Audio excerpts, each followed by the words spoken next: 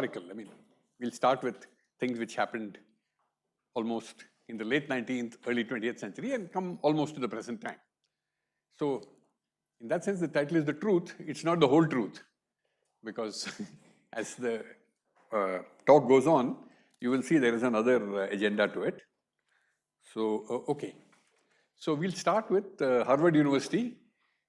Sometime in around 1900 or even a little before, they had a large telescope, like 8-inch. Okay, I mean 8-inch anyone can have nowadays, no? But they had an ambitious program of 8-inch can still see stars which are much fainter than what the human eye can see, and the photographic plate had just been sort of invented, and they wanted to take the spectrum of all these stars. Now, spectrum, as you know, gives you particular wavelengths. If you're dealing with atoms, you've all studied the Bohr theory, where you have energy levels and electrons move between those energy levels, and that difference in energy shows up as Planck's constant times the frequency, okay? So this much, well, actually that wasn't understood. In 1900, that wasn't understood before Bohr, but people knew from laboratory experiments that a given element will emit or absorb radiation of a certain set of wavelengths, okay? Many of you might have seen the sodium wavelength or even laser wavelength and so on. So what happened was they need a lot of money, which one gentleman called Henry Draper gave them. So you'll see a lot of the stars labeled as HD. So HD stands for Henry Draper, because he gave the money for this work. So with the money, they could hire the people to take the observations and all that. But then there were a couple of more steps. All they had was exposed photographic plates. Someone had to look at those plates, measure them, get all the wavelengths, and not all stars are identical, so they had to be classified, okay? And the director of this observatory was one gentleman called Pickering, and he tried. He hired some people, he hired some gentlemen, and it didn't work. I mean, they were too impatient, he wasn't happy with the quality of their results. So then his wife said, look, there's this lady who works for us. I don't know if she did jhadu pocha, but she said he looked after the kids, looked after the household. She had come in from Scotland, and then, as usual, as happens with many people who do domestic work, the husband had run away and she needed a job. He said, look, she's well educated, she's smart. Why don't you see if she can do the job that you want? So he took her and she picked it up. And it was so effective that he realized he needed a whole team of people, okay, to do this, okay? So they were not paid very much. I thought 25 cents per hour was not great, but then I went and looked up the internet. Turns out that the current minimum wage in Massachusetts is $15 per hour if you work in a McDonald's or something. It's about the same if you allow for inflation. But it's very tedious work, and you have to be very accurate, not like, throwing a coffee or a bun at someone. And so this is extreme gender discrimination. These people were called computers, because in those days there were no computers. So anyone who computed was called a computer, okay? So here are the Harvard computers in the top, okay? And you can see they're all women. Only the gentleman who hired them on top is Pickering, okay? And of course, I showed you the first person, but pretty soon, the lady on the right, became effectively the heavy artillery of this whole enterprise. She was called Anne Cannon, okay? And she became an expert at doing herself. She became an expert at training the others. She also took up on her own, you had these thousands of spectra, maybe tens of thousands, and they also had to be classified. Not all stars are the same. So it's like someone who goes out and collects plants, okay? And this happened in biology. Long before modern developments in biology. Some of you may know that one of the most famous names in biology is a person called Linnaeus, who really classified all living things. So this was almost a gigantic task of this kind. Of course, she had her team, but she came up with this classification. And on the right, you see, somewhere there, some sample spectra.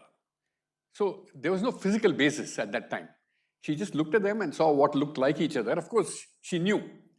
By the way, you see these lines, right? And we always talk of spectral lines. So this axis is clearly wavelength, right? I think this is ultraviolet, blue, etc., and moves over to red. What is this axis? Just a question. Why do you get lines in a spectrum?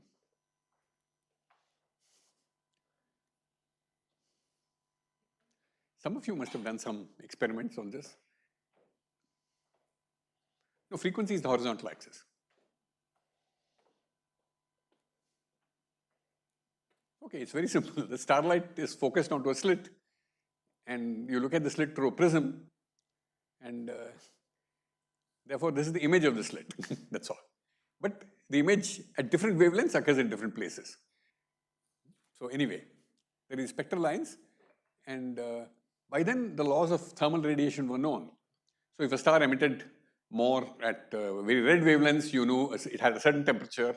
Our sun is somewhere in between, and these are all very hot stars, much hotter than the sun. So she called the very hot stars O, and then the next was B. In fact, I'm showing you only a small part of her classification, right?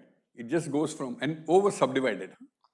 So this is the O9, and then it went to B0 to B9 and so on. So this was a gigantic task, but at last, in the world of stellar spectra, there was some kind of order. Though one didn't know what it meant, they were classified. Okay, lots of other things were done, and initially, of course, people said, okay, this is just some research assistant who's doing these things, but gradually people realized how important her work was, and her work was published in her own name, and well, she got some amount of recognition. Of course, there are, nowadays you can have even interviews which people had because she lived to a ripe old age. And she does mention how, as a woman in a field dominated by men, whatever the difficulty she faced.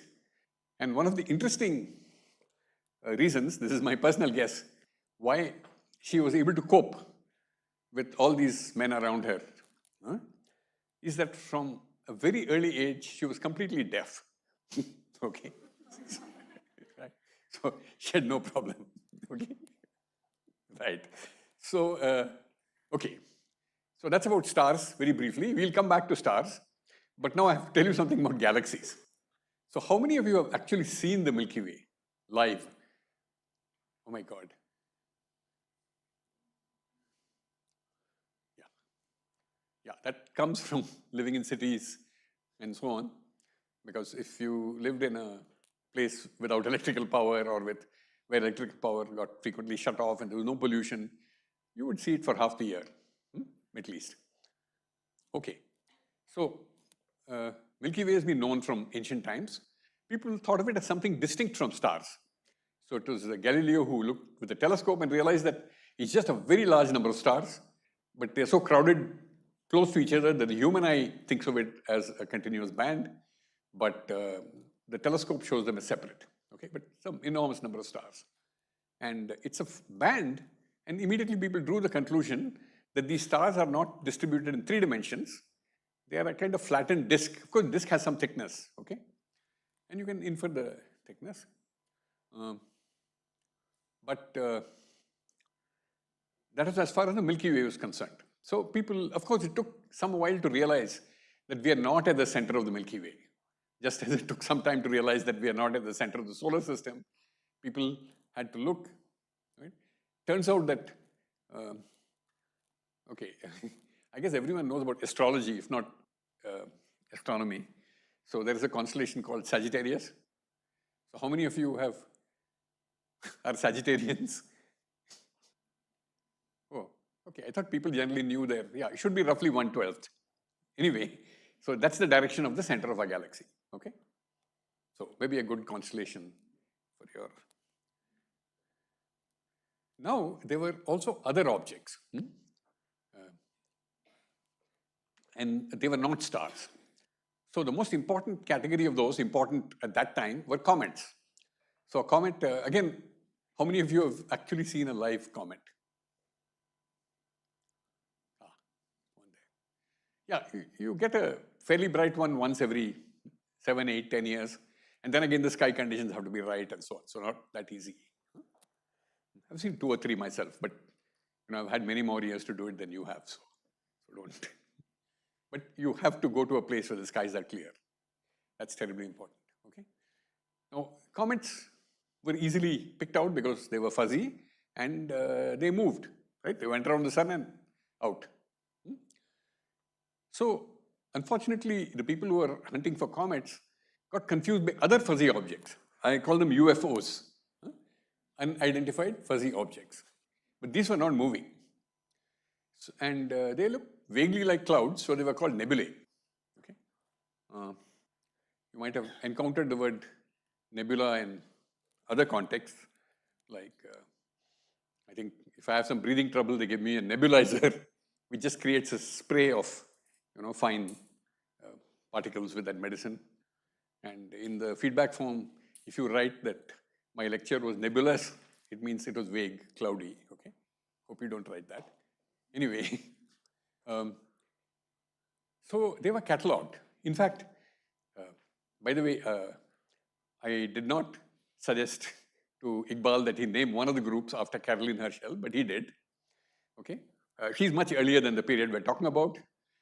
She had access to her brother's telescope, but she independently catalogued many nebulae, 500 of them.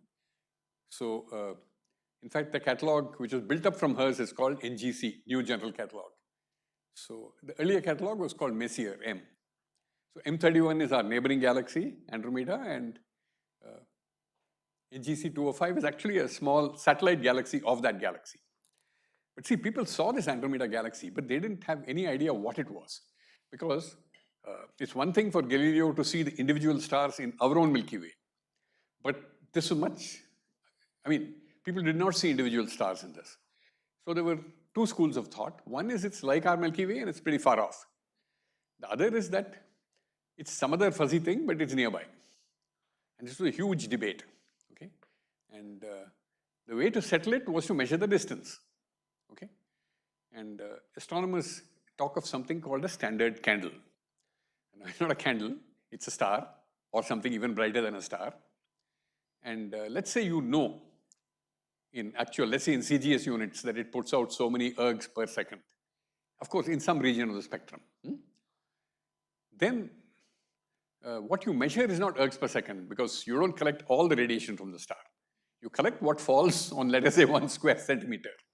So you measure something called flux, which is ergs per second per centimeter square. Okay? So you have to take this ergs per second and divide by 4 pi r squared. So if you knew the distance, then you can find out the luminosity. So the jargon is luminosity is how much it puts out in all directions, and the flux is what you receive, okay? And the 2 are connected by this r squared, that's called the inverse square law, right? So what was done was that you could measure the distances to very nearby stars by the method of parallax. I think that is taught in elementary things, so I won't go into that. And for those stars, you found out the luminosity. Now, if you could be absolutely sure that some other star further away was the same kind of star, but it was fainter, then it's that much further, okay? So if you have a standard candle, but the problem is that the stars come in all shapes and sizes. So how do you know you're looking at the same kind of star? Now, the breakthrough there came from another member of this team of computers, okay? So you see her picture on the right-hand side. She's called Henrietta Leavitt, junior to Annie Cannon. And she had access. Once Harvard survey was very good, they went into the southern hemisphere. Now it turns out, okay, again, interesting question. How many of you, nowadays people do travel, right? So how many of you have been to the southern hemisphere? Maybe South Africa, Mauritius. Okay, you haven't traveled that far. But if you do, then go and look out for 2 objects called LMC and SMC. LMC is Large Magellanic Cloud and SMC is Small Magellanic Cloud. You don't need any telescope. They're just out there, huge. They are the nearest galaxies to us. Okay? So Henrietta Leavitt studied stars in the Large Magellanic Cloud. And in particular, she zeroed in on one particular class of star, which is shown in the central part of this diagram. A Cepheid, well, Cepheus is a constellation, And Cepheid is maybe Latin for belonging to Cepheus. And delta means it's the fourth brightest. But the special thing about this star is that its brightness decreases over some 4 days by almost a factor of 4, I think. And then suddenly, in 1 day, it goes back up, and it does this in 1.5 days. So 5.5 days from here to here. And it does it absolutely regularly, I mean, pretty regularly, right? So she found a large number of these Cepheid, 1,000 of them, I think. So look at, again, a lot of hard work, right? Because it's not just observing a star. You have to continuously observe it. So take repeated photographs, sort it out. So a huge task. And then the advantage is these were all at the same distance because this was a satellite galaxy. There may have been a little bit of difference in distance because one was in the front, one was in the back. But you had a lot of confidence that the R² factor was common. So then, whatever flux you measure is a measure of the intrinsic luminosity, ergs per second, that these stars are producing. And she found a very nice relationship. The ones which took longer and longer, I mean, this is a few days, but there are some which took 100 days. Okay? They were always the brighter ones. So this is called the period luminosity relation. So this was the standard candle. And believe me, it's still being used today. In fact, Anvesh Majumdar is not here right now, but his PhD thesis was again on this Cepheid period luminosity relation, of course, looking at it at a much more sophisticated level. So once this standard candle was available, this gentleman, okay, so there are a few gentlemen in this story, right, is Edwin Hubble. I mean, you could hardly omit him because he first discovered the fact that this Andromeda was really a galaxy. And for that, of course, he needed a very good telescope so that he could look at individual stars. And he found these Cepheid stars, and they were that much fainter than, but otherwise they were identical, okay? So no one could doubt that these fuzzy objects were actually galaxies like our own Milky Way. And he knew the distance. Now, of course, this also works up to some distance, right? But there's something called a distance ladder. So you get the distance up to some point, then you find some other standard candle. There are other brighter stars, which also show some variability, okay? So I will omit all the astronomical details, but basically that is how Hubble discovered the expansion of the universe. So it would not have been possible without this monumental work on this period luminosity relation, which was done by Henrietta Leavitt. Now, a little bit about the expanding universe. By the way, the nearby galaxies are not necessarily expanding. Andromeda is actually coming towards us. So one of the interesting questions debated in the literature is whether it's going to hit our galaxy. But don't worry, when two galaxies hit each other, nothing happens to the individual stars, right? Because the diameter of a star is so much smaller. Of course, the orbits get disturbed quite a bit. So if you're still alive 5 billion years from now, you can check whether we are being okay. But as he went further out to more distant galaxies, and of course he used other standard candles, right? Because the Cepheids ran out. He found that consistently they were moving away from us. And how do you know the motion of a galaxy? Anyone? Yeah. So basically Doppler effect. And Doppler effect picks up the component of the velocity away from you, and this steadily increased. So it's a relationship between a velocity and a distance. And this is called Hubble's law. I've put it in quotes because people later on found that other people had proposed this law. So in fact, this became a big political issue. So International Astronomical Union held a meeting, and now it is called Hubble-Lemaitre law. So Lemaitre is again a very interesting person. He is one of the earliest cosmologists, person who constructed models, theoretical models of the expanding universe. And he had proposed this a little before Hubble, but no observations. He said, look, in an expanding universe, you should be able to see V equal to h times r. Now, it looks a bit mysterious, right? Why should velocity be proportional to distance? But suppose you had some explosion here, and there were fragments going out with all kinds of velocities. Explosion was at a point. At any later point, right? If I look at the time t later, you agree that R will be V times T, right? Or V will be, right, R divided by T. And if you call 1 over T as H naught, it will be, right. So that's a simple way of looking at Hubble's law. That all these galaxies were produced in some kind of explosion. Maybe not as whole galaxies. Maybe they formed galaxies later, but the matter was thrown out. And now that also tells you H naught has the dimensions of inverse time. So astronomers use some strange unit for H naught. Maybe I won't trouble you with that. In those units, Hubble said it's 500, okay? If you want to know, I can tell you what those units are. But the correct unit, of course, is inverse time. So I've written it down, 1.6, 10 minus 7 second inverse. Or you can write as R is equal to V into this number, 2 billion years. So it's as if the event from which all these galaxies are expanding occurred 2 billion years ago. And by that time, geologists had already figured out the age of the Earth from the decay of radioactive minerals. And their value is about 4.5 billion years with not a big error bar. So there was a clear conflict between what astronomers were measuring and geologists, and the conflict remained. I mean, the astronomers couldn't change the data. But what actually happened is that Hubble was a great man, but he did make a few mistakes. As he went to dimmer and dimmer, more distant galaxies, he saw something with intensity going up and down. He assumed it's the same kind of star, but it wasn't. Okay?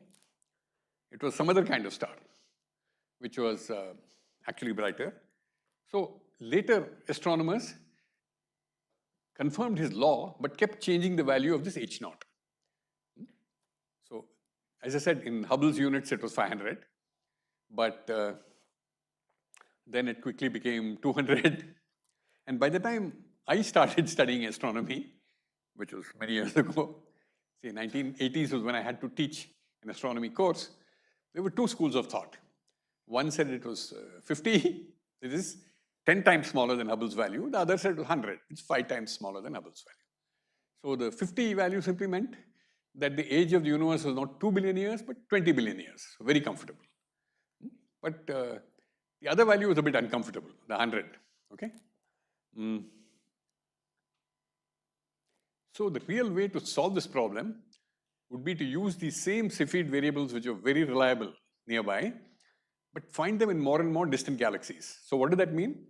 That you would have to have a telescope which could see dimmer. And also in these galaxies, the stars will be crowded together, it's further away. So it has to have the resolving power to separate them. And you can see just this Cepheid variable, nothing else. So this was one of the tasks for something called the Hubble Space Telescope, okay, which was launched in, I think, 1989, if I remember right. Okay. And it's called HST. So here is the person, I mean, of course, lots of astronomers used it for many, many purposes, but one astronomer had already established her reputation by then. So she was given this job of finding these Cepheid galaxies, of course, with her team, and finding out the correct value of Hubble's constant. Okay, so here she is, Wendy Friedman. PI is principal investigator. And she didn't stop there. I mean, this is long ago. But now she's the head of one of the large telescopes called Giant Magellan Telescope. It's halfway built. Not clear that we'll get the remaining funding, but anyway. Maybe here I can give a little personal anecdote. I have not met her, but I've seen the door of her office because a cousin of mine was working in the same observatory, Carnegie Observatories in Pasadena. So he took me there. And he said, there is Alan Sandage, a very famous astronomer. He thinks that H naught is 50. Here is Wendy Friedman. She thinks that H naught must be more like 70, okay? I mean, the work was still going on. So the Carnegie Observatory director very wisely had given them offices very far apart from each other. Okay. Now this picture shows you in this galaxy M100, you see most of it, picking up here, and then you can see this is blinking on and off, okay?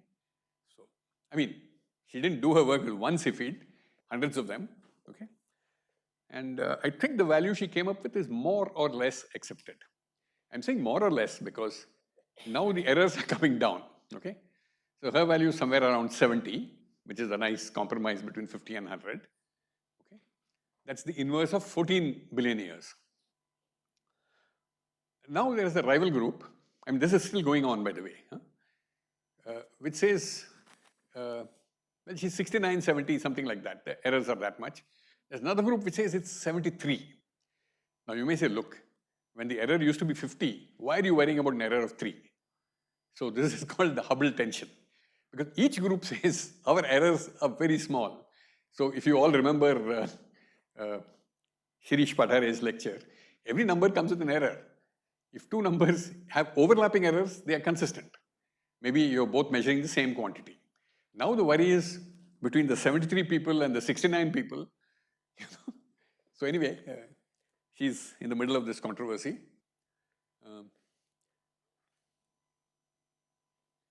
Okay, back to stellar spectra. Yeah. This is a more modern version in full color. Again, you are starting with very hot stars, and these are the spectral lines.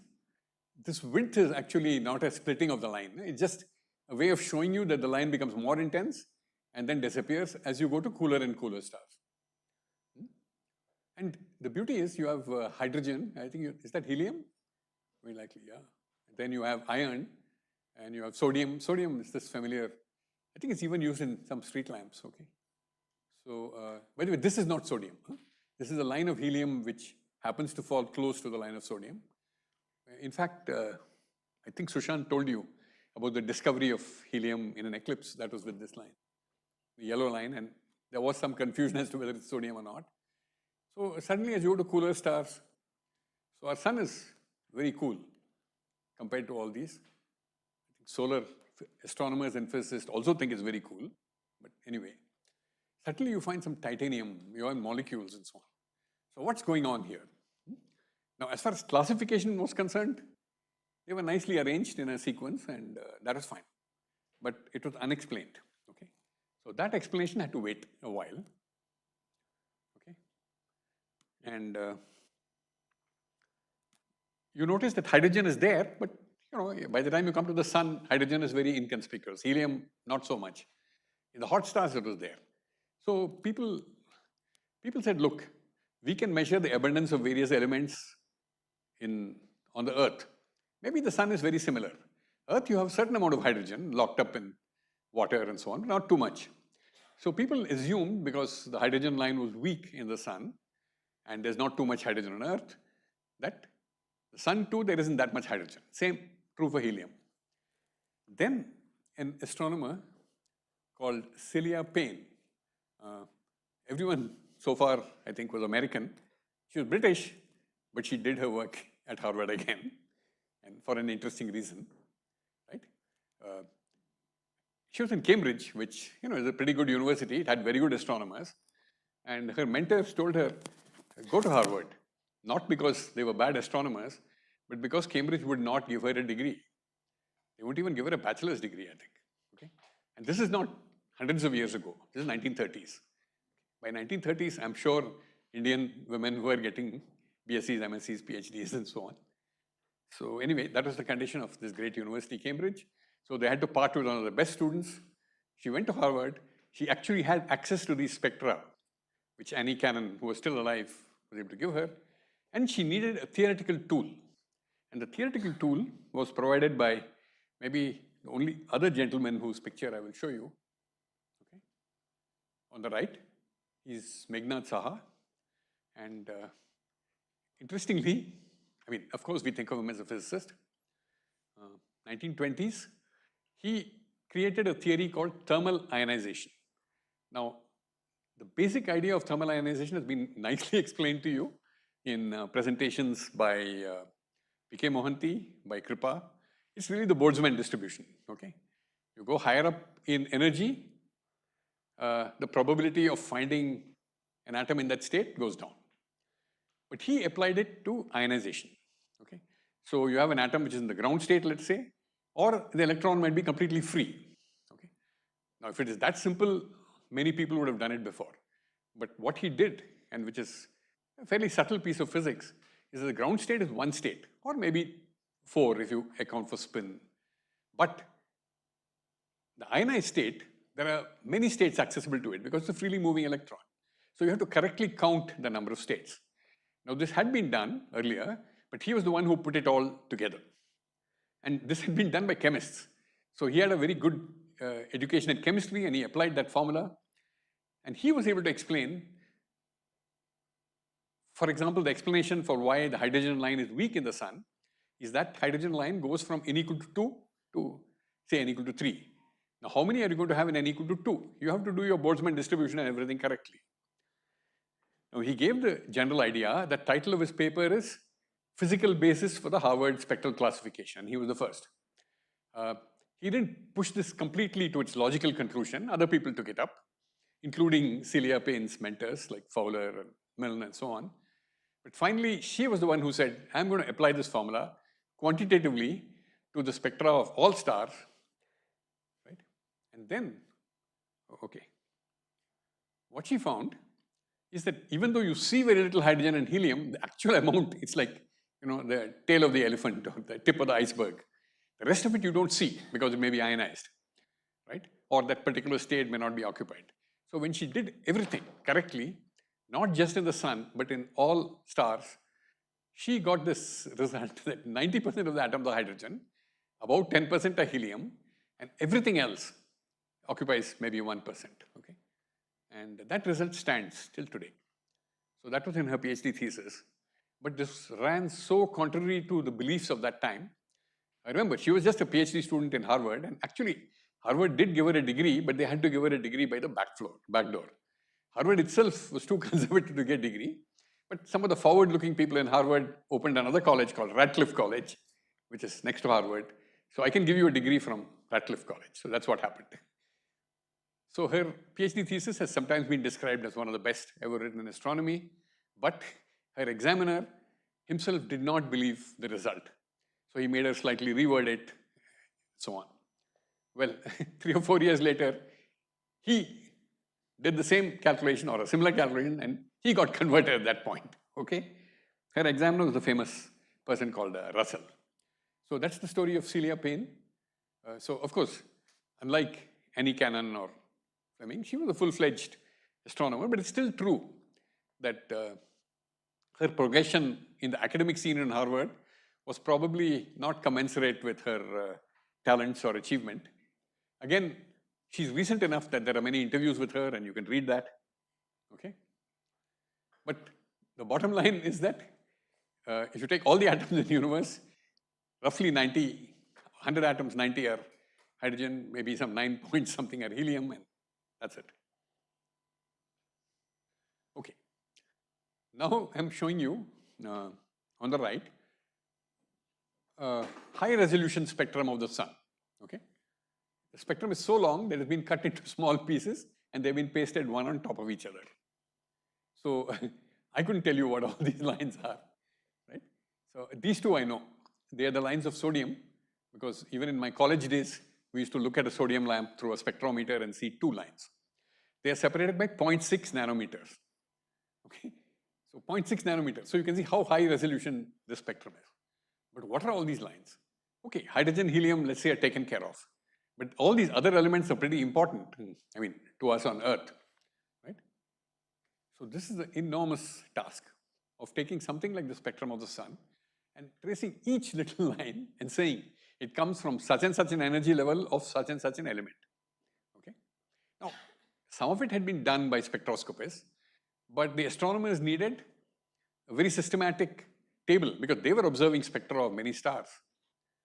They needed a table saying which are the wavelengths at which a given chemical element, and not just that element. If it's sodium, fine, but sodium once ionized, sodium twice ionized. You wanted all these energy levels and all these wavelengths, okay? So the same person I told you about, Russell in Princeton, realized that he needed a computer. So here's the computer. It's a lady called Charlotte Moore, okay? And of course, this is, she had There was no shortage of data, but someone had to make sense of this data and create tables of energy levels and spectra. And she did this throughout her career. Of course, she also did a fair amount of astronomy. By this time, I think still she had a problem for actually getting a PhD. I don't think she ever got it. Maybe she got honorary doctorate. But I have read this interesting fact that, nowadays people worry about citation, right? So you write a paper and then other people refer to that paper. Apparently, her papers are the most cited in astronomy because these wavelengths were used by everyone. Okay. So this is Charlotte Moore.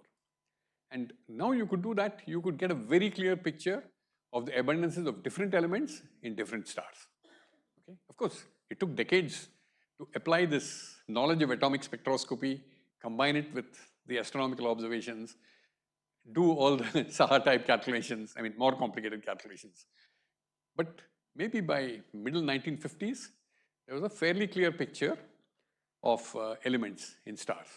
Okay. But what did it mean? Okay. So I have now put up a paper which is called Synthesis of the Elements in Stars. So one is now asking a deeper question. Okay. One thing is to say that the abundance of this element is so much and this element is so much and so on. The other is to ask why. Now in the case of hydrogen and helium, the answer had been already given by 1950 in cosmology by a famous person called George Gamow. Okay. Apart from being a cosmologist, he was also a brilliant popular writer. His books are not that popular today, but in case you encounter them, and some of them are out of date, Birth and Death of the Sun, Creation of the Universe, and so on. I certainly read all those books when they were not that out of date. But Gamow, with his students, had the courage to extrapolate the expansion of the universe till the density was so huge and the temperature was so high. So this is trying to run the movie backwards in time. Okay, today we have these chemical elements. Suppose you go back to a time when the temperature was so high that the nuclei were broken up. So that temperature can be measured in energy units. It's MeV, million electron volts. If you want it in degrees Kelvin, multiply by 10,000. So 10 raised to 10 Kelvin, okay? So he said at a temperature of 10 raised to 10 Kelvin, you will have just protons and neutrons floating around. And as the universe expands and the temperature comes down, they will start sticking to each other. And he was very ambitious. He wanted to make all the chemical elements. But he had a slight problem. That once helium was made, helium was so stable that you couldn't make the heavier elements. So that was the problem which was addressed by these four authors. It's a very interesting combination. Fred Hoyle was, of course, a famous astronomer who didn't actually believe in Gamow's theory, but he was convinced that all the remaining elements have to be made inside stars. So he teamed up with a nuclear physicist, Fowler at Caltech, and then these two Burbages, whom I have called B1 and B2. So this is B1, okay? B1 was the only real astronomer. She knew all about different kinds of stars, all about the chemistry and so on and so forth. And husband, Jeffrey Burbage, was an astrophysicist. William Fowler, nuclear physicist, and Hoyle was everything, of course. So he put together this collaboration. Again, this needs funding, right? I won't tell you too much more about her because Sushan has actually met her and had a nice chat with her. And I'm told that she'll tell you more about it. Very interesting career, very interesting person. Okay. It turned out, I mean, this is certainly a Nobel Prize winning work, but there are four authors, right? So anyway, Fowler did share the Nobel Prize with Chandrasekhar for his contributions to what is called nuclear astrophysics. The general idea is that once you get into stars, you have more time to make these elements. In the expansion of the universe, there's very little time, only a few minutes. But inside the star, you have millions of years. So you can combine helium to make carbon, which is a very, very rare process. And that is the crucial step. And that step came from Hoyle. Okay, so I do want to say that. That Hoyle, and it's one of the remarkable examples of prediction in physics. He said, look, we know that there is carbon. We know the only way to make it is by 3 helium atoms coming together, helium nuclei. Now, 2 helium nuclei coming together would be beryllium-8. Yeah, 4 plus 4 or whatever. 2 plus 2 is 4 and 4 plus 4 is 8. But beryllium-8 is not a stable nucleus, but it may be stable for a short while. So Hoyle said, okay, when this beryllium-8 is about to break up, a third alpha particle, helium nucleus has to come. Everything was fine except that energy was too much. It was not the energy of carbon. So we went and told Fowler, okay, carbon will have an excited state at such and such an energy. Now that is fantastic, right? So then Fowler went, he found that state. So this process is called triple alpha. Alpha particle is the same as helium nucleus, 2 protons, 2 neutrons. So triple alpha is one of the major things, but once they had carbon, they could go ahead and make all chemical elements up to iron.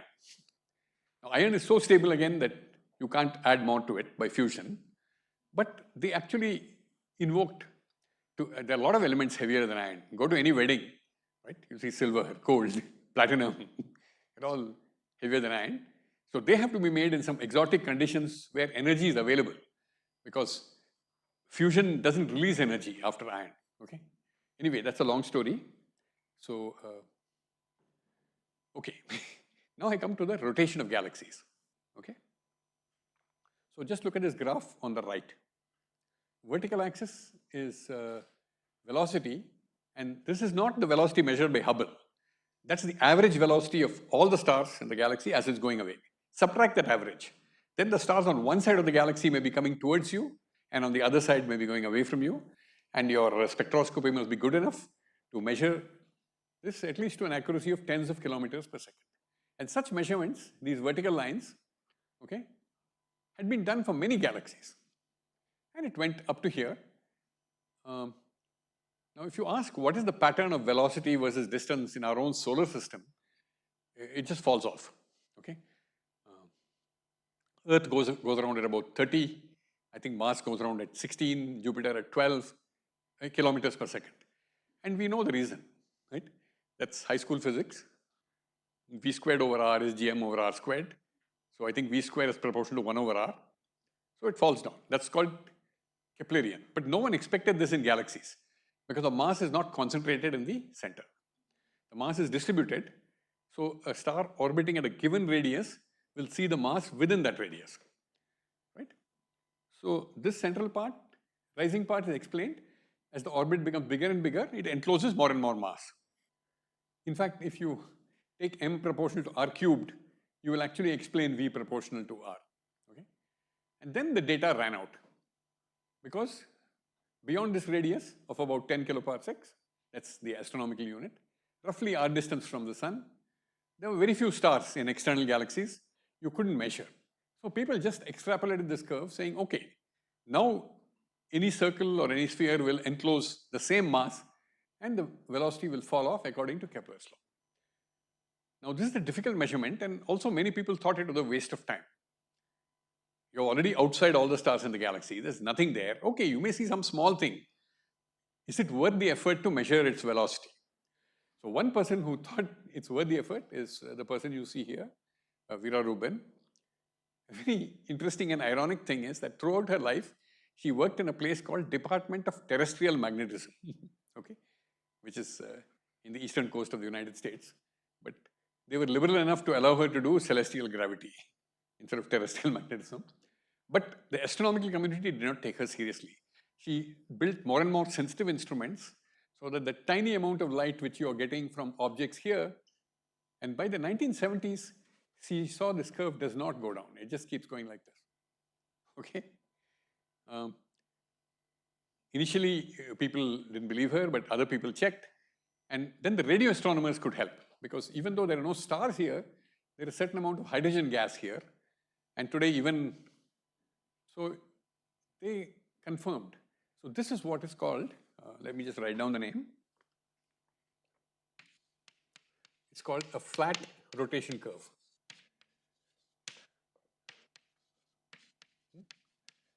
So what does that mean? So you have to write V squared over R, and then you can write Gm over R squared. But we earlier said this is the m inside R, right? So if this is R cubed, then V squared is proportional to R squared. That's what we saw in the inner parts of the galaxy. If this is constant, V squared is proportional to 1 over R. But it's not falling like the Kepler's law. It's constant. So what do you conclude? That m less than R, this quantity, is proportional to r squared, right? No. What proportionality constant should you put here? So as r cancels on both sides, r, right? So even though you don't see any stars in this outside region of the galaxy, the mass enclosed inside a sphere of radius r seems to be increasing as r.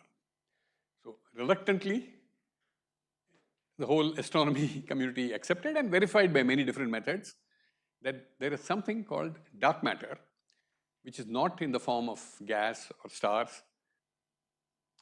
Once you say there is some matter there are many tests you could do to see if it is matter in any of the forms that we know in the entire periodic table, and the answer was no. So by 1980s, it was clear from her work and the work of many, many people after that, that there was dark matter in galaxies, and now it has been seen in clusters of galaxies and many other systems. So that was long ago, right? So you'll say, okay, by now astronomers would have figured out what it is. And the simple answer is no. Astronomers or physicists don't know what is this dark matter. What is known is that it is about 5 times more abundant than the visible matter. 5 is a large number. So really, the matter that we are all familiar with, which is called baryonic matter, made of neutrons, protons, electrons, is just 1/5, and we don't know what this is. Of course, the story gets worse because then there is something else which is again probably 60 by 20, about 3 times more abundant than dark matter, and we don't know what that is either. Okay, but that's cosmology, and we will go away from that. But I also want you to appreciate the fact that a person does something which is unpopular, builds a very good instrument, is fortunately in an institution which is not following all the fashions in astronomy, and persists till she finds remarkable. Okay, now around the same time, we are now talking of cosmology. People built better telescopes and they could keep observing galaxies further and further away.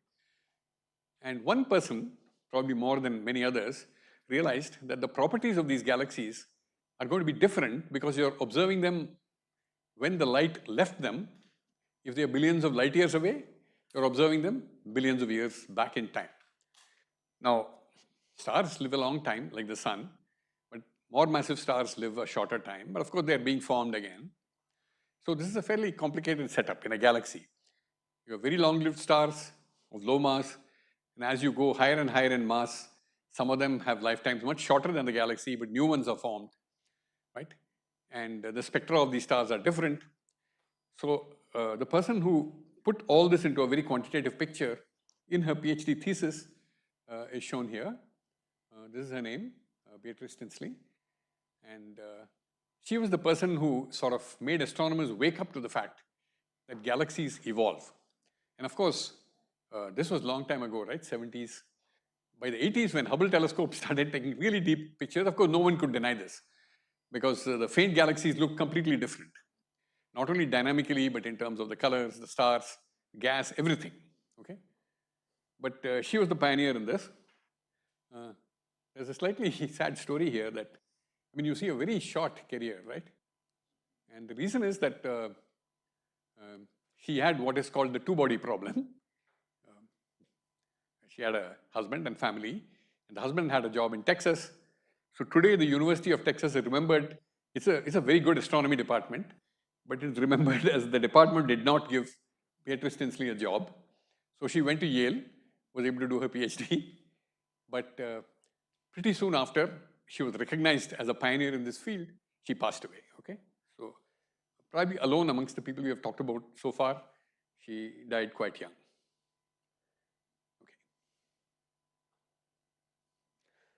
Okay, now we are going to a bigger scale, okay?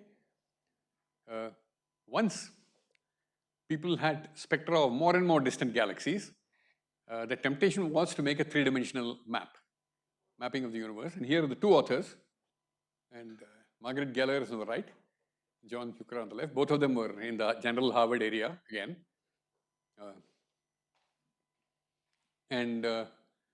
This is the map they came up with, okay? So I should explain. First of all, they have taken the 3D map, but taken a slice of it. okay? And in fact, to save observing time, they actually observed a slice because, they didn't have infinite observing time. So for each galaxy, they would find its distance by the redshift using Hubble's law.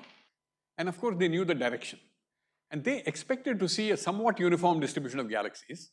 In fact, cosmologists were very fond of saying that on large scales, galaxies will be distributed almost uniformly. And then they constructed theoretical models based on this uniform distribution. What they saw was completely different. And this created quite a shock. Okay. Now, I don't want you to be, this looks really odd, right? Why are all these galaxies forming in a line pointing to us? Now, that is because the Hubble's law is not perfect. It tells you what an average expansion is at a given place. But if you have a large number of galaxies, they are forming a cluster. Some of them will be moving towards you, some of them will be moving away from you. So this is called the Virgo cluster. We are at the boundary of the Virgo cluster, and Virgo cluster has velocities in it of plus minus 2000. The mean velocity may be 2000, but plus minus 2000. So in fact, this is called the finger of God because it's telling you that Hubble's law is not perfect. But what about something like this? It's not pointing towards you. So it's definitely a huge concentration of galaxies, or this. So they discovered, and everyone after them has noticed that you have these, this looks like a line, but in 3D it could be a wall, and then you have huge empty regions as well. So when people say the universe is uniform on the average, they still say that. But the question now is, you can't average over a very small region. You probably have to average over a region which is this big. So they really discovered the large-scale structure of the universe, which has been a major topic of study ever since, theoretical and experimental. Now, on the same theme of large-scale structure, now I mentioned to you, now let's go back to individual galaxies. Again, you take the average spectrum of the galaxy, you will get the velocity of the center of mass relative to you in the radial direction. But the average spectrum includes the spectra of all the stars, and they have random velocities. In fact, if they did not have random velocities, the galaxy would collapse, right? Gravity would. The fact that the galaxy has some sort of permanent size and shape means that there are random velocities, or maybe rotating velocities, something. And the person you see receiving a medal from President Obama is an astronomer called Sandra Faber. And she was a pioneer in finding out a standard candle for galaxies.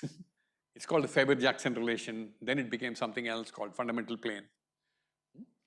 So they could do this exercise of mapping the positions of galaxies, more nearby ones perhaps.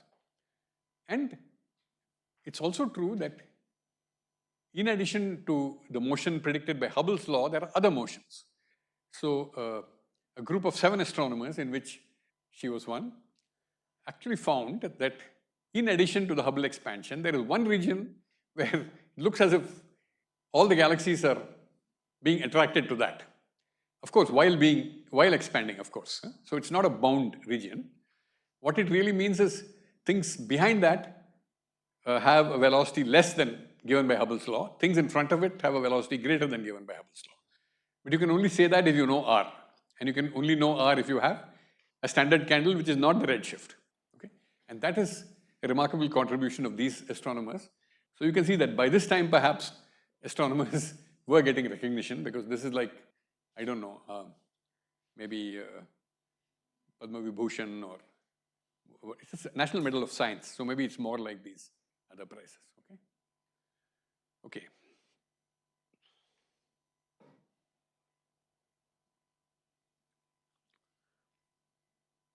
Okay. Now I'm sort of winding back because I'm getting onto a different topic. I mean, we went to bigger and bigger scales, but now we're going to come back to very small scales, smaller than the scale of stars. Okay? And this kind of begins, well, it doesn't begin here, but I've singled out 2 papers. They were published in Physical Review soon after each other. 1939 is the date, And I'm not showing you a picture of Oppenheimer because they made a whole movie about him. So you can see that, okay? And this is with his research student Volkov, and this is Snyder. So here they took up a problem which had earlier been attacked successfully and winning a Nobel Prize by Subramaniam Chandrasekhar, after whom our neighboring auditorium is named. Okay? So he did this work when in Cambridge, and there's a class of stars called white dwarf stars. And he found that above a certain mass, the pressure of the electrons inside, and I should say the pressure is not due to temperature, it is due to it's like atoms, right? Electrons are moving around, but you know, that motion is not caused by temperature. It's caused by the filling of electron shells. So similarly, in a white dwarf star, you have a pressure which comes from the filling of electrons, just like in a metal.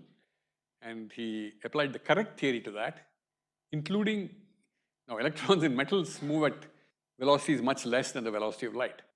But when you increase the density to a white dwarf star, they start moving much faster.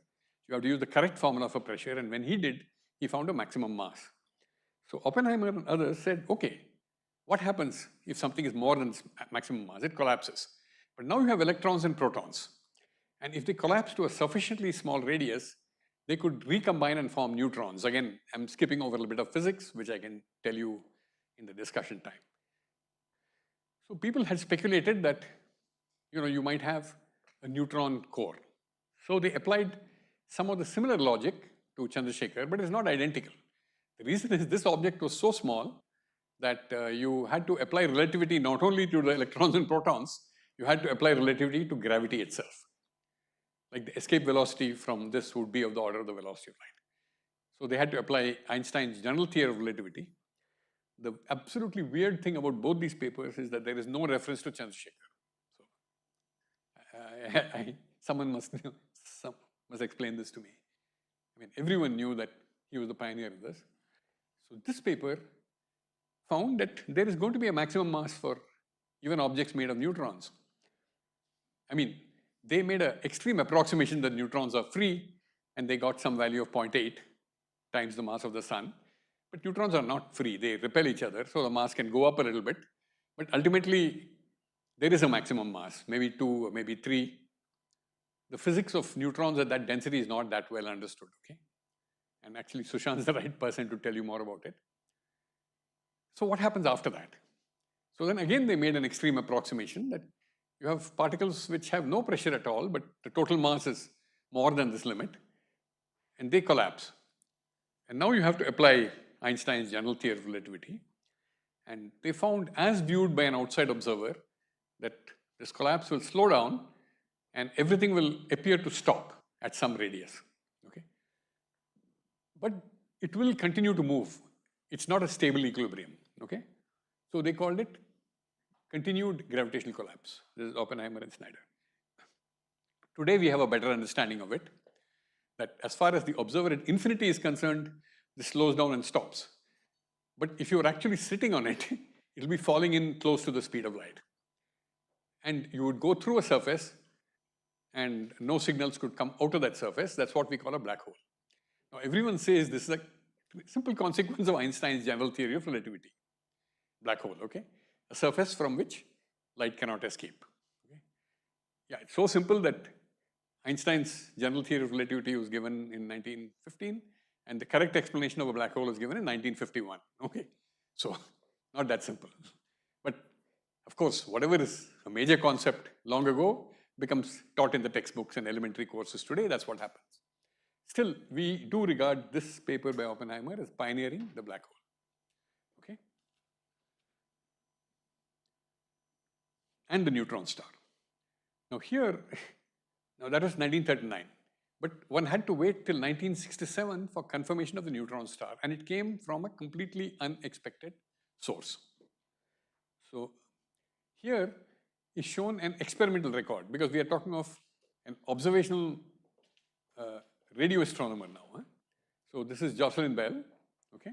She was a research student in Cambridge, and her guide was a professor called Anthony Hewish, and he was interested in studying the phenomenon of twinkling not of ordinary stars, but of radio sources. Okay.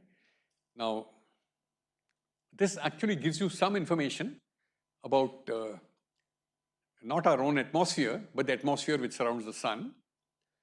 As the radio waves pass through it, they get focused and defocused, and they would twinkle, provided the source was small enough. And no one had really built a telescope to study this, so she was asked to build it, and of course, maybe with some technical help. Then she was asked to take readings with it. So the readings were taken, and see, normally radio astronomers would average the signal. But these were a unique case where they did not want to average the signal, because then you will lose the twinkling, right? Well, it's called scintillation, technically. So apparently every day, some 1 kilometer of this paper, no computers to write down the numbers. So they were recorded by pen. So here you are. So you're seeing noise, then you see something, then noise, then you see something. And remember, there's really kilometers of it. So she examined this. Now look at, can you see any difference between this and this? But she decided that this is astronomical and this is interference. Now at radio waves, you do have this problem that astronomical objects emit radio waves, but so do motorcycles and microwave ovens, which didn't exist then, I think, but other things. So when she showed this, of course, to her thesis supervisor, he said, look, this is interference. All radio astronomers get interference.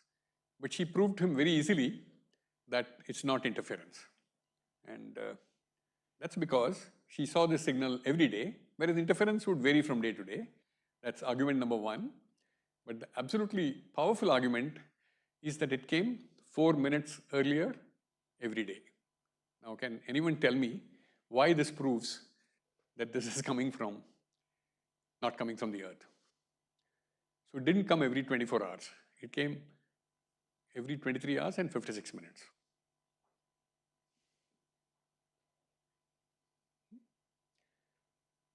Well, the answer is that the period of rotation of the Earth is not 24 hours. It's 23 hours and 56 minutes. If you look at very distant stars, they keep rising 4 minutes earlier every day. But the Earth has to turn that little extra 1 degree because we have gone around the sun. If you want the sun to rise, it rises 4 minutes later. So if you want to keep time by the stars, which is called sidereal time, then the sun rises 4 minutes later. But of course, we keep time by the sun.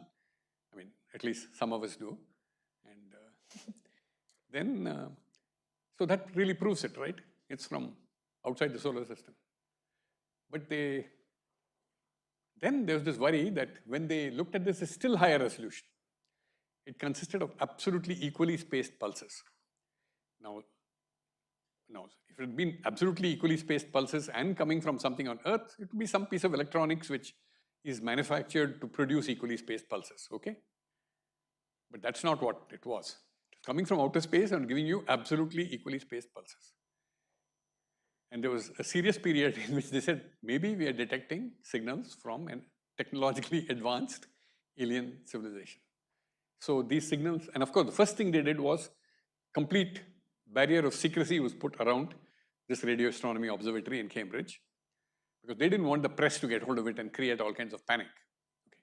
And just as a joke amongst them, these signals were labeled LGM, for little green men. Okay. If you read science fiction, sometimes aliens are little green men. But then they carried out further observations which proved that they were natural in origin. And very soon, people realized that it's an object which is sending a beam of radio waves and rotating once every few seconds. Now, just for comparison, the sun rotates every 20 days. So this is not an ordinary star. And in fact, any object of a certain size, if it rotates every few seconds, you can calculate omega squared r, right? And you can compare it to g. So they could prove that this object has to be very, very compact, and very soon people realized it's a neutron star. So this is how a neutron star was discovered, and now thousands of them are known. They are studied even at the Giant Meter Wave Radio Telescope, which I'll be telling you something about later. Okay, and the Nobel Prize was awarded in 1974 to two people from Cambridge, Martin Ryle, whom I'll be telling you about later, and Anthony Hewish. I mean, people, and especially Fred Hoyle, who anyway didn't like the Cambridge group very much, he said, look, they should have awarded the prize to her. So people coined, her name is Bell, right? So this was called the Nobel Prize, okay? But you'll be happy to hear that decades later, she won a prize which is called the Fundamental Physics Prize, not funded by Norway, but by a Russian called Yuri Milner, which was about 3 or 4 times the Nobel Prize, okay? So in that sense, she didn't lose financially. Actually, she did, because she gave it all away. She gave it into a fund which is meant for encouraging people who are not represented in academic research, including women, but minorities, various people from various countries.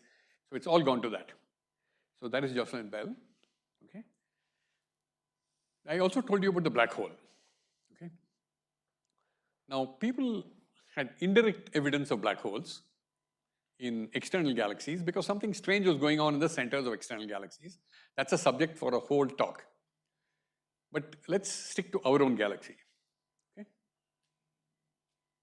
Okay. I guess I still have some time, no? Or should I wind up?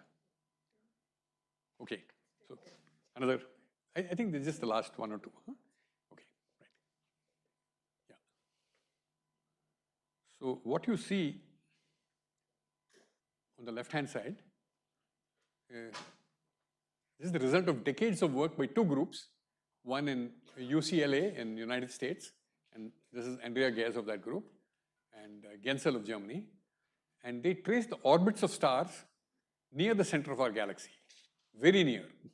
So look at the scale, it's 0.1 arcseconds. Normal telescopes can only resolve 1 arcsecond. So they had to use very good telescopes, very good optics, and also to view the center of a galaxy, you have to observe at infrared wavelengths, long wavelengths. So it's a very difficult observation, but they have accumulated data, and this star S2 is particularly interesting because it has an orbit of only 16 years. Its orbit is actually much bigger than our solar system. Solar system orbits are shown for scale here, but it's so, it still does it in only 16 years, and you can calculate what the mass here must be. Mass comes out, there's nothing can be seen here, but looking at all these orbits, it became absolutely clear that there is 4 million solar masses approximately sitting here.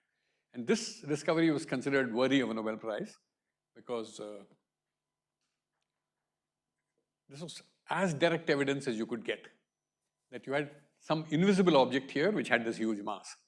And also you knew that the object cannot be very big because some of these stars are really approaching very close to that point. Okay? This study cannot be done in any other galaxy, so you can't get that close. Okay? So that's the black hole.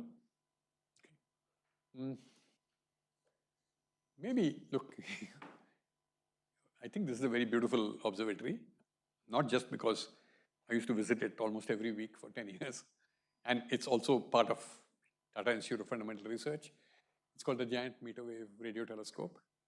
And of course, it does many interesting things, but I'd just like to say a word about the principle behind this telescope.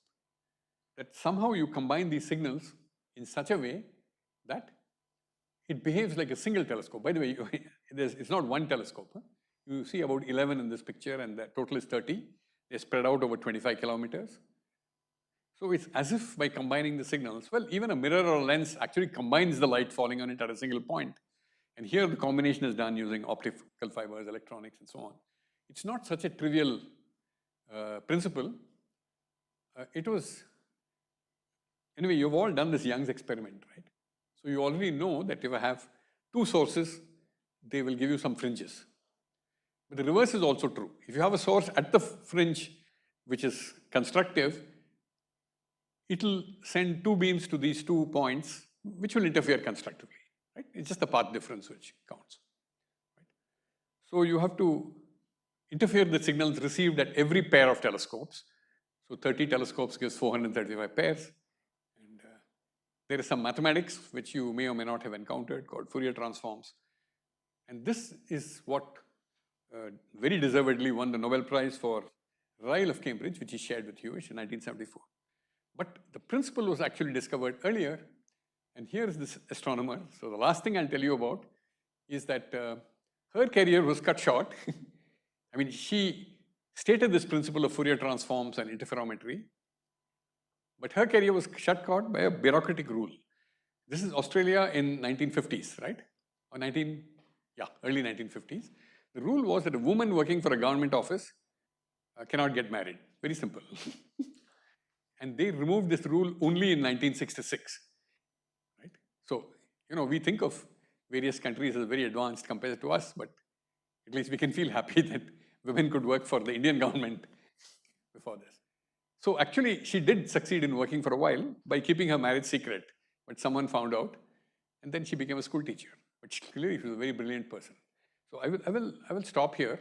As you can say, this is a slightly biased, but not very biased, account of a lot of the major discoveries in astronomy over the last century. And I think we do have time for some questions.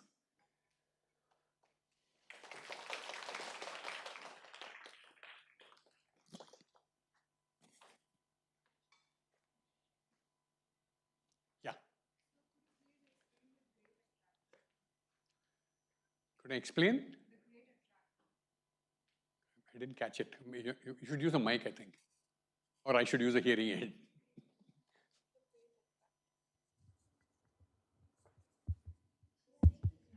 So could Oh, you the great please, attractor. Okay, yeah. great. Sorry, no pun intended.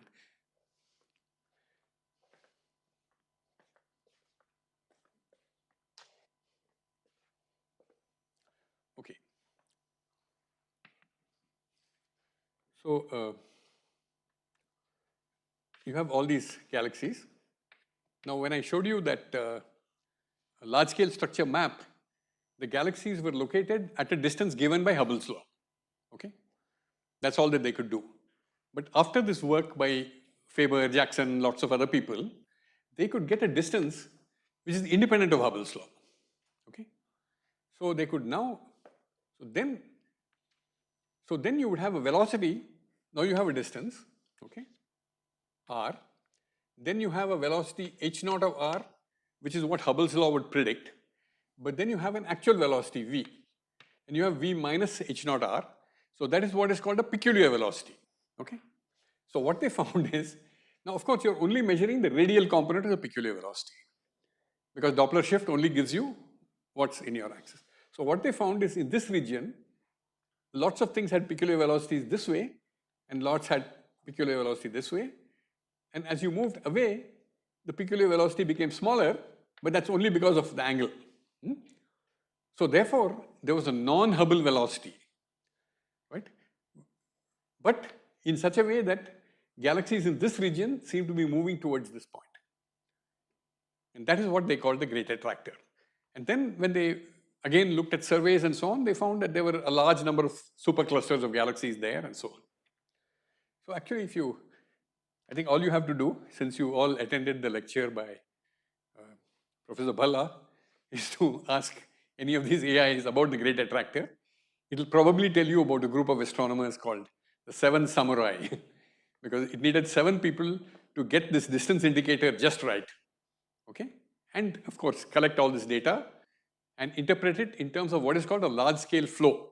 So zero order, everything is expanding. Next order, you have a cluster where they're all moving in bound orbits. Next order, it's not a cluster, but things are falling towards some center. And of course, once they fall towards the center, they must be going away from somewhere else. And that is the so-called void.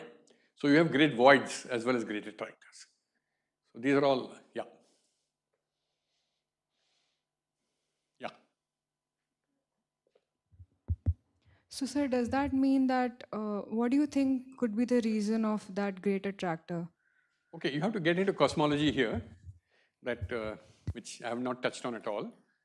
The structure of the universe is supposed to be formed from small non-uniformities in the density. And these non-uniformities are statistical. Again, if you ask why they are statistical, there are explanations in terms of quantum mechanics, which I won't go into. So that means there would be, just by chance, some region where there's an excess density, and some regions where the density is deficient. But these differences are very small, but the differences get amplified by gravity. So you give 13 billion years, maybe 10 billion years, and the underdense regions become big voids, and the overdense region become these clumps. So great attractor. So then, of course, people won't be satisfied with that. They'll say, what's the probability that so many galaxies could be found in such a region?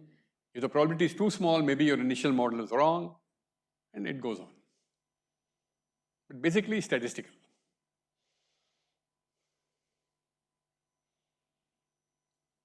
Yeah.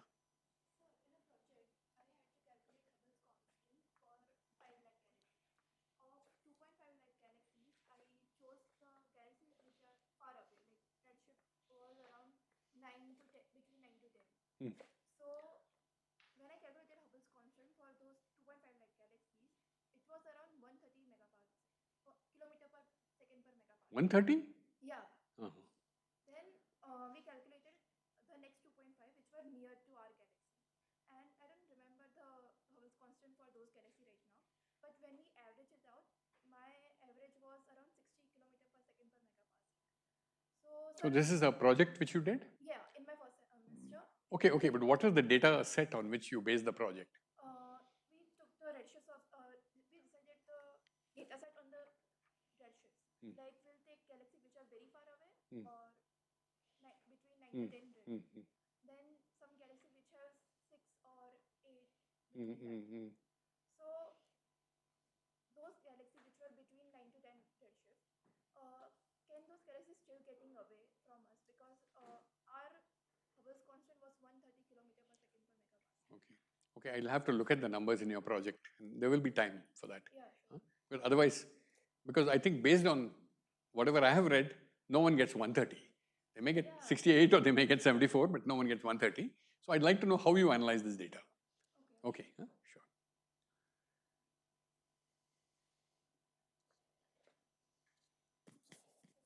Yeah.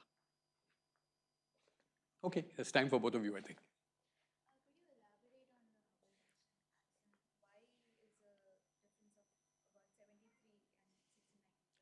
I think everyone is worrying about it. I mean, there's no unique opinion. But the simple opinion is one of the groups is wrong. Okay? See, actually, there are 3 groups, I should also tell you. There is Wendy Friedman's group, there is the Adam Rees group. Adam Rees, by the way, won the Nobel Prize, shared the Nobel Prize for the discovery of dark energy, which I have not talked about. So it's a very prestigious group. They are the 73 group. And then there's the 68 group who don't use galaxies at all. They use this cosmic microwave background and use the physics of that. Now, the fact that 68 agrees with 70 to within the errors is encouraging these 2 groups to say, okay, we've got it right. But they use different methods. They don't exactly use the same method, I think. And there's still enough uncertainty in astronomy that. So the 73 group believe that you should only take data from a single telescope. So they've only used data from the Hubble telescope, whatever it be, Cepheid, supernova, anything. And they say, look, that way the calibration, other things are fine. Maybe it's a good idea.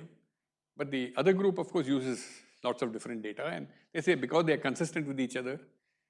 So at that level of accuracy, astronomy is still exciting. There are differences which are unexplained.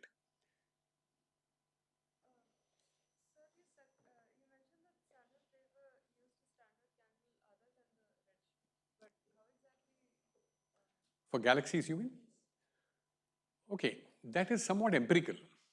And see, in the case of the Cepheid variables, people kind of understand the physics of why the star oscillates, okay, and why it oscillates with a given period for a given luminosity, okay. In the case of galaxies, it must have something to do with the way the galaxy is formed.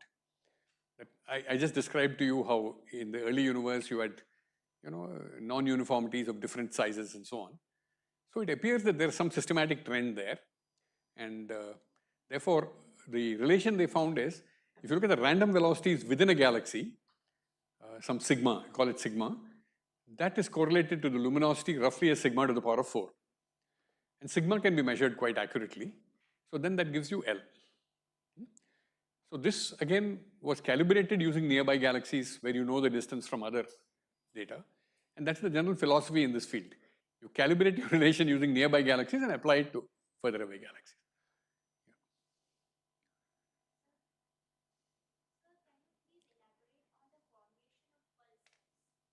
On the formation of? I missed that. Oh, pulsars.